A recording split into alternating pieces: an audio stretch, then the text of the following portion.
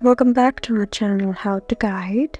In this video, I'm going to be teaching you guys on how you can redeem gift cards and codes in your Apple Books. So guys, if you have certain gift cards or if you have certain codes but you don't know how to redeem them, then this video is for you. So guys, all you need to do is just go ahead and open Apple Books first. As you can see, there's books right here. So just go ahead and open it. And now once you're in this here home page, just go ahead and look at the top right corner that has a profile-like option over here. So once you go there, you'll see more options like updates, books, audiobooks, notifications, manage and purchases, and finally gift card or code. So just go ahead and tap there, and once you do so, you'll see this option that says use camera. So just use your camera to redeem your gift card and your codes. So guys, that's how you redeem gift cards and codes in your Apple Books. I hope this video was helpful for you.